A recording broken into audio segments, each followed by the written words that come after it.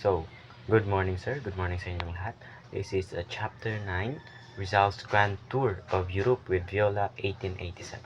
So, pagkatapos nga may labas or may lathala ang Noli Me Tangere, nagplano si Jose Rizal na maglibot sa mahalagang bagay sa Europe and kasama niya si Dr. Maximo Viola bilang isang kaibigan at makakasama niya rin sa biyahe. So nakatanggap si Rizal ng 1,000 pesos mula kay Pasiano na ipinadala ni Juan Luna mula Paris.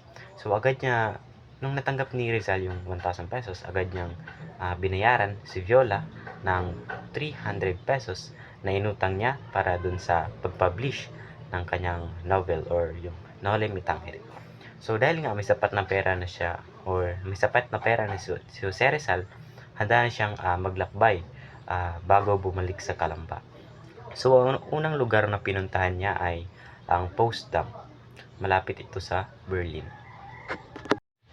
So nagsimula ang paglalakbay ni Rizal noong May 11, 1887.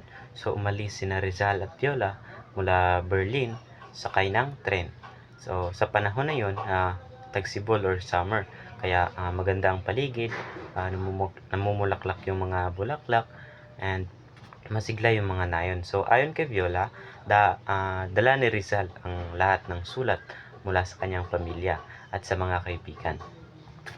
Ang destinasyon niya is sa Dresden, isa sa mga pinakamagandang lungsod sa Germany. So ang tagsibol is like a symbol of bagong simula para kay Rizal. Ito ang pagkakataon na makita niya yung kultura at kung ano yung science ng nasa Europe. Sa Dresden, tumapat ang kanilang pagbisita sa floral exposition. So dahil nga mahilig si Rizal sa botanya or botany, ang botany is pag-aaral sa iba't ibang uri ng halaman. So nakilala rin ni Rizal si Dr. Adolf B. Meyer sa Museum of Art. Namangha si Rizal sa painting na Prometheus Bound na naalala niyang nakita rin niya sa Paris. So pinapakita dito ang interest talaga ni Rizal sa agham at sa sining. So hindi lang siya like a tourist or kundi isa siyang scholar at gusto niyang matuto at matuto. Pagkakita niya kay Dr. Jagor, habang naglalakad sila sa floral exposition. So doon niya nakilala si Dr. Jagor. Nalaman nitong papunta sila kay Blumentritt sa Letmeretz. So pinayuhan niya na magpadala ng telegram dahil baka mabigla daw yung professor sa pagdating nila. So unang pagkikita nila kay Blumentritt. So it is May 13, 1887. So nung dumating sina Rizal at Viola sa Letmeritz, naghintay si Blumentritt sa istasyon. So hawak niya ang sketch ni Rizal para makilala agad siya. So mainit ang pagtanggap niya sa dalawang Pilipino. Nag-usap sila sa wikang Aleman or it is a German language na tinuring agad ni Blumentritt si Rizal na parang anak. So sa pananatili nila sa Letmeritz, so nanirahan sila sa Hotel Krebs at madalas bumisita sila sa bahay ng pamilya ni Blumentritt. So tinanggap sila ng asawa at anak ng propesor. So the hospitality is andun talaga sa pamilya ni Blumentritt. So nagbigay sila kay Rizal ng pakiramdam na parang nasa sariling tahanan si Rizal. So nagustuhan ni Rizal ang lutong Austrian ni Rosa or yung asawa ni Blumentritt. So nakilala niya ang anak ni Blumentritt na si Dora, si Conrad at Fritz. So dinala sila ni Blumentritt sa mga tanawin at beer garden. So doon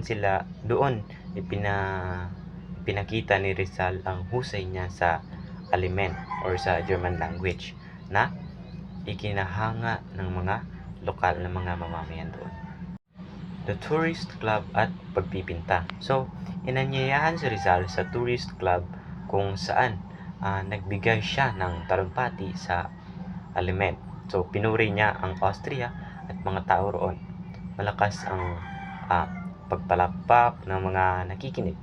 Gumawa rin siya ng portrait ni Blumentritt bilang alaala. Pagkakilala sa ibang siyentipiko. Nakilala ni Rizal sina Dr. Carlos Skepelak at Professor Robert Schlutzschack. Nagkaroon siya ng makabuluhang pag-uusap sa kanila. So, pinapakita ni Rizal ay nakikisalamuha sa mga kilalang siyentipiko ng Europa na nagpapalawak ng kanyang kaalaman.